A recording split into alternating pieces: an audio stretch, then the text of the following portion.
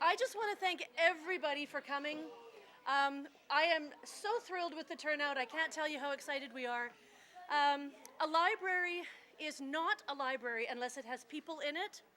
And we appreciate everybody who is here today and everyone who supports the library. A celebration of this kind does not occur without the assistance of other people and organizations, and I have quite a list of people I want to thank for their contribution today. And this is in no particular order. The Assiniboine Credit Union, the Royal Bank, Susan Harrison, the Thompson Co-op, Kendall and Pandia, GS Contracting, Valet, Donna Wilson and the Quality Inn and Suites, Edward Palmer and the Meridian Hotel, Pitch and Tents, E.T. Blades, B. Davies Design, Daryl Nabes, the Carter family, Kelly Bindle, our new MLA, who I'm going to call up in just a minute, the Thompson Public Library Board and their families, my staff and their families, CHTM, the Thompson Citizen, Shaw Cable, the City of Thompson. A huge thank you to the Kinettes and the Nickel Days Committee for Rudy and Little Nick. We're so thrilled to have you here. We have a wonderful lady whose name I do not have written down who cooked all the bannock for us today, and we thank her so much. And we have Dave Moore here as well, and he's here on behalf of CHTM and the Chamber of Commerce, and I'm going to call Dave up first.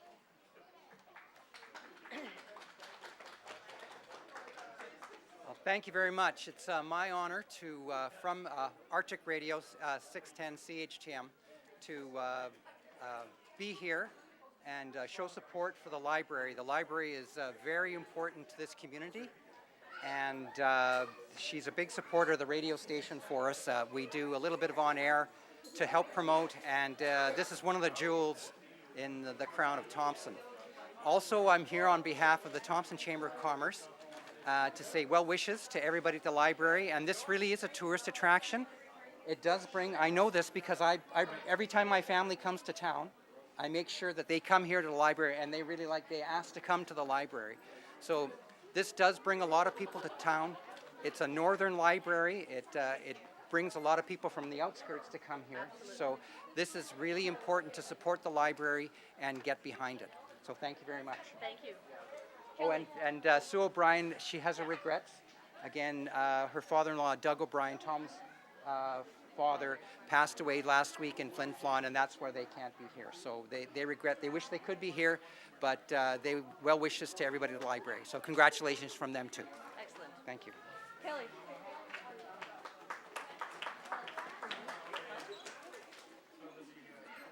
Go ahead. Thank you, Madam Speaker. Hello. Welcome, everybody. Thanks for coming down, celebrating the 50th anniversary of Thompson Public Library. It's a very important building. It's a very important service. They offer not just reading, but it's a resource center. It's also a computer center, and many people come here doing job searches or just quiet, and it's got plenty of excellent kids programs. In fact, it's actually quite a young library. I was born the year it was built. And to me, it's got a special place because I used it as my own personal office many times, as a lot of the staff can attest to. And it was nice and quiet, and especially during the day before school got out, it was excellent for starting your own business. I'd also like to thank all the staff and everybody who put this on today. What an excellent event, and I want to thank the staff for all their years of great service and helping the community get better. Our government's behind education, we're supporting education, and we have a very bright and exciting future ahead. So thanks very much for having us, and enjoy the day. Thanks, Kelly. I'm going to call Dave Moore back again. The Thompson Community Foundation has an announcement to make.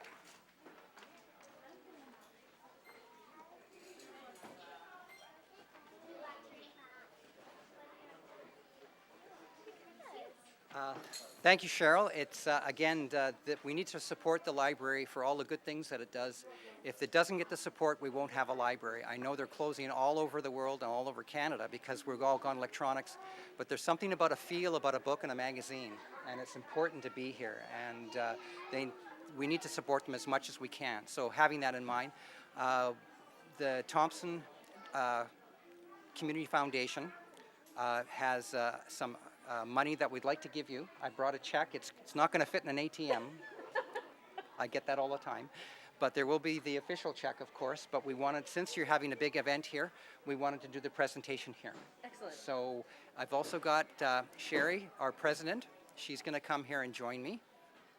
I don't think we've got anybody else here, and we're just going to get a picture, so we're going to move in front. And we'd like to present the Thompson Public Library with $2,000.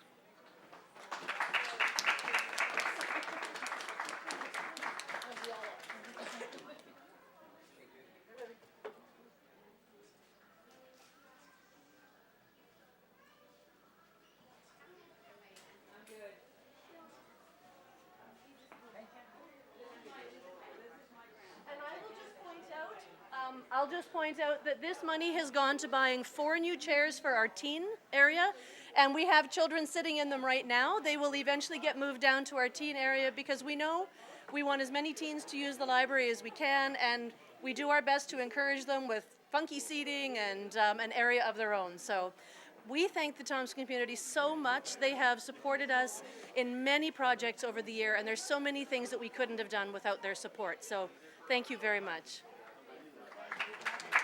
Congratulations again. Thank you.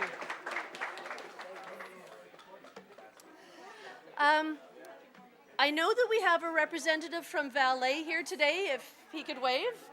Thank you. And do we have a representative from the Regional Airport Authority? No? Okay. Regardless, in 2013, Thompson Public Library began a fundraising project to digitize the Thompson newspapers back to 1960. It is my pleasure to announce that those newspapers are now online and searchable to anybody anywhere in the world. To view the papers, you can visit our website, www.thompsonlibrary.com, and click on the Newspapers tab. This is another project we could not have done without the assistance of many people and organizations. Everyone who donated to that project is listed on our newspaper page, and I hope you take the time to look at the list. Today I want to say a special thank you to 2 of our platinum donors, or I guess 3 of our platinum donors, the Valet who's here today, the Thompson Regional Airport Authority, and Lambert's Paint and Decor. Each gave us $1,000 donations, and that was really the big chunk that got us going, and we cannot say thank you enough. Please go and check the newspapers out. You'll see as well, I have some papers on the wall. It's just really exciting to see the history of Thompson as a community.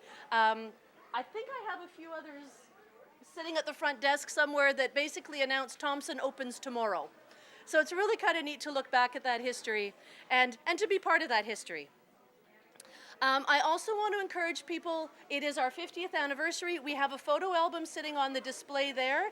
It shows pictures of the library when it was still at the #1 school. It shows pictures of the old library and the dedication, and then it shows pictures of the expansion to the library 9 years later, because there just wasn't room in the original library that was created. I want to say a special thank you to Ruth Owie. She is a children's author and illustrator from Toronto. She has spent 2 days with us and the kids just having, I know that everyone has had a tremendous time with her, and I just wanted to thank her. And is she still here or is she gone? Yeah, she might still be here, we're not sure, but we just want to say a thank you. The kids who were here today, did you have a good time with her? Yes. Excellent. I know she had a lot of fun here too. Please don't forget to purchase tickets for the 50/50 draw. They're being sold outside. Don't forget to grab a ticket for our door prizes. We have the 3 of them, compliments of Quality Inn and Suites, Valet, and Daryl Nabis. We do have amnesty for fines that are running for 2 weeks now. Everything that you donate on our list for the Thompson Homeless Shelter will waive $10 from your fines. We have a score of events happening in June to celebrate this anniversary. Everything is listed on our bulletin board right near the door. It's also on our Facebook page and most of them on our website. We are busy, busy, busy in June. Please come and look. Finally, I just have some greetings that I want to read from people who couldn't be here. One of our former staff, Josh Linz, sent his greetings and said to say hello. The Assistant Deputy Minister for Sport, Culture and Heritage extends her congratulations on our library's 50-year celebration, and that's Veronica Dick.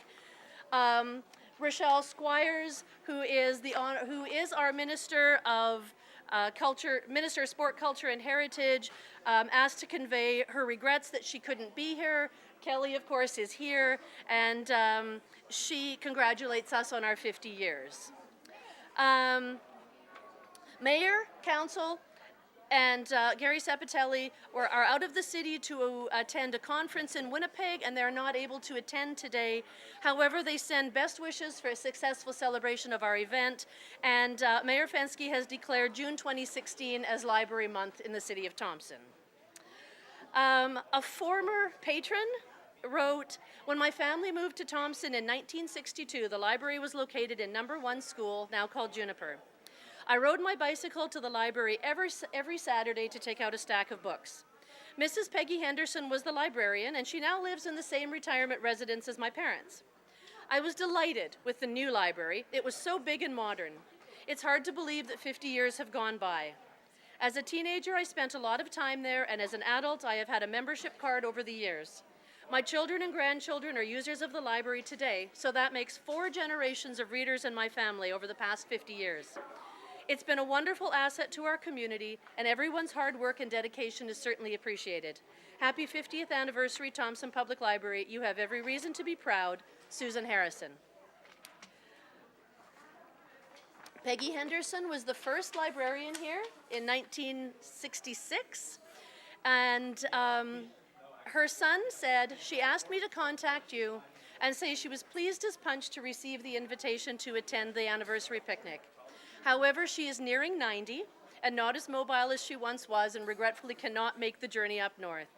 She does appreciate that people are still thinking of her and has many fond memories of helping to build the cultural foundation of the city as it is today. Sincerely, David Henderson, for Peggy."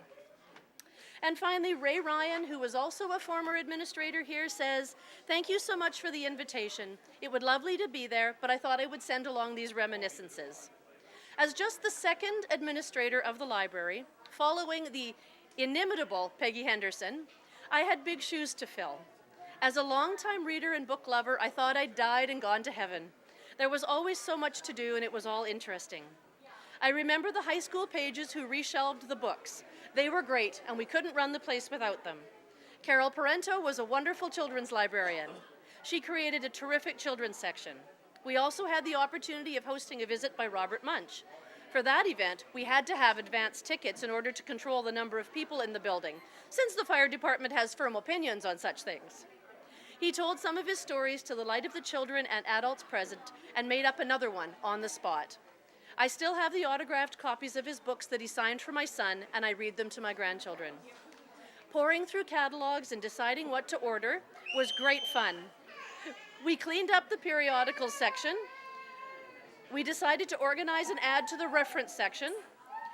We set up a 5-year cycle of replacing encyclopedias. That way, each year we ordered a new set and retired the oldest ones. In addition to ordering a library globe, I remember ordering an ice atlas, which showed the extent of the Arctic ice in various times and seasons. I imagine that today it would look quite different. Peggy and the library board had commissioned a landscaping plan for the library grounds. It was specifically designed to include trees and shrubs that were hardy enough to survive a Thompson winter. So each year we had the city's public works people install another stage of the plan. The library board at the time was made entirely of non-smokers, and they decided to use the opportunity to implement a no-smoking policy for the library, which really meant that future members couldn't smoke at board meetings. It seems obvious now, but at that time it was a bold step. We also experienced leaks in the new area of the library, and staff would have to drape plastic over the shelving to protect the books. Since it was such a new building, I was pretty sure there was something wrong that hopefully could be fixed. They said there was nothing that could be done. I insisted that they climb a ladder and actually look at the roof, and he did. It was a lake. Apparently, the roof had settled and the drain pipe sat several inches above the surface of the roof. They drained off the water, fixed the drain pipe, and we had no more leaks. Have a wonderful day. I'll be thinking of you, Ray Ryan.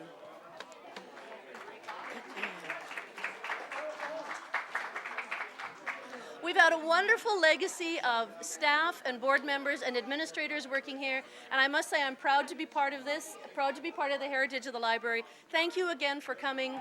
Please enjoy the rest of the day and have a look at what's coming up this month.